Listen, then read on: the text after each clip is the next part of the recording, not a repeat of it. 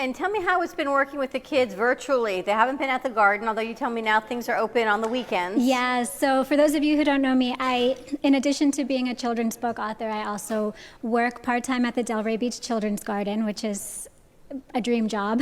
It's a beautiful outdoor garden. We grow all types of fruits and veggies. We do birthday parties and homeschool program and arts and crafts stuff for kids.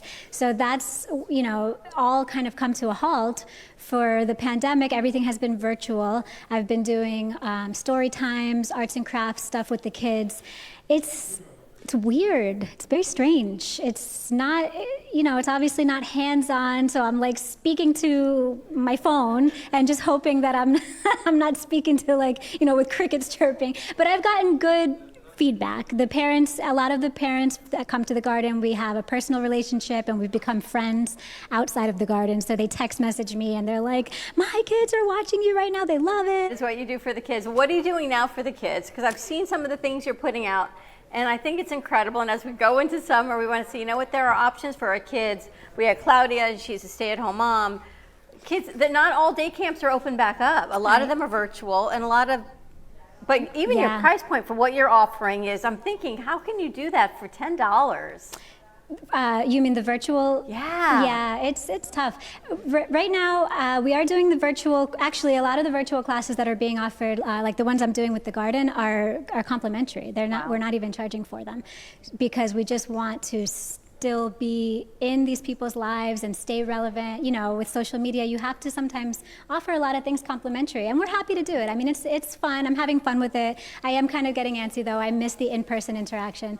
But I am starting to work with Real Connection South Florida, which is an organization it's like a holistic talent agency. And you probably know Jessica Pfeffer. I think she knows you. Yeah, she came here to talk to us about that a while ago. Yeah, so I'm one of her talent that she represents, and she is putting together a virtual summer camp, which we're probably going to do in July.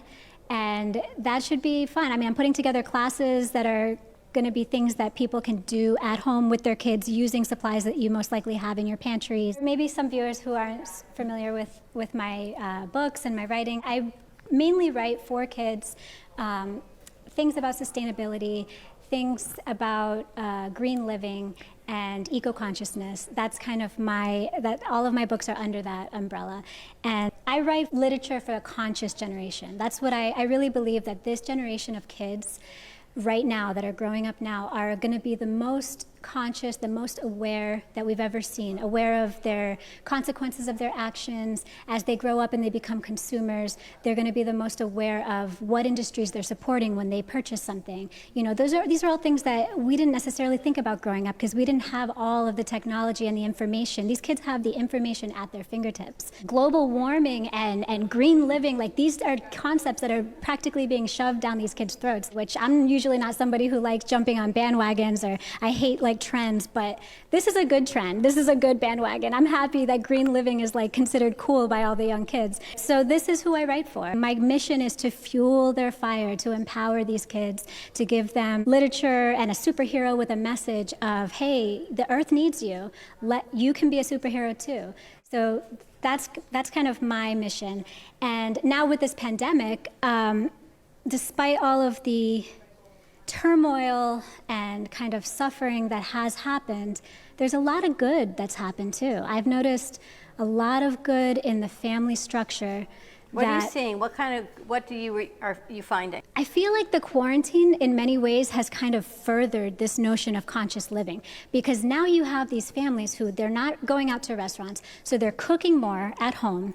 They're starting backyard gardens because they want to make less trips to the store, which is good in so many ways, to get kids involved in growing their own food. And they're actually cooking a lot of vegan and vegetarian meals too, not necessarily because they're vegan, but because they want to have an immune boost. They want to be eating all healthy, fresh greens and stuff right now so they can be as healthy as possible.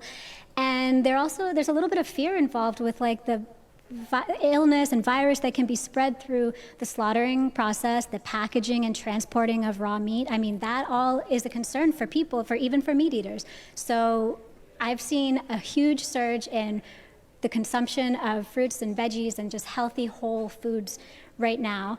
backyard gardens, like I said, and also just like people and kids are kind of learning to live with and be happy with what they have, play with the toys that you already have. You know what I mean? Rather than going out to the store and buying something new because all the stores are closed. So you have these kids who are kind of being forced to appreciate the things that they have, or go outside for a walk, or be creative, or do scavenger hunts in their backyards, like little things like that. And this is all what conscious living is about. It's about stopping to be such like a consumer and just be more in the moment and appreciate the natural world around you, and play and work in the natural world. I think that if we're able to carry these positive new values and new practices into our everyday lives, even after things kind of go back to normal, we can see a real shift, a real positive, lasting change. I think I love that point, because we've talked a lot about this. Does your 7-year-old need an iPhone 12?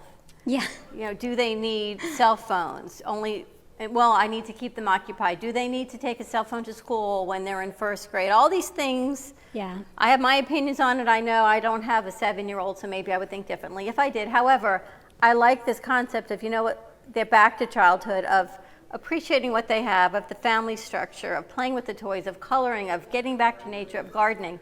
Things that kids haven't done in a long time because we're so busy out competing with the Joneses and the Smiths and everybody else. Right. There's none of that anymore. The good and the bad is they're not able to play with their friends, right. So they're missing that, but they're able to get more family time. Do you think that because children had to spend more time inside with their brothers and sisters or themselves, does it change the perspective how they see themselves? How they see themselves. That's an interesting question. I mean, because if you think about it, I think that if you're not distracted, and this would go for adults and kids, when you're not distracted with all of the hustle bustle and the day-to-day and the shopping and everything that filled our lives before, when you don't have all of those distractions, you kind of are forced to look inward, spend more time alone. It's almost, for me, it's meditative. I would imagine that it would affect children in a way, with force them to have a more personal relationship with themselves. Over this pandemic, we probably had kids who discovered that they love cooking and they're going to go on to be a chef, and maybe it would have taken them half a lifetime to figure that out if this didn't happen. You know, you don't know what all the little stories are. Interesting. How do people find your books? Veggievero.com. Veggievero.com, and more to come. I'm hoping we can expand our children's network with you, doing something really spectacular like you just did. Thank you. Veronica, thank you so much for joining us. Thank you for having me. The Eyes of a Child. Amazing perspective.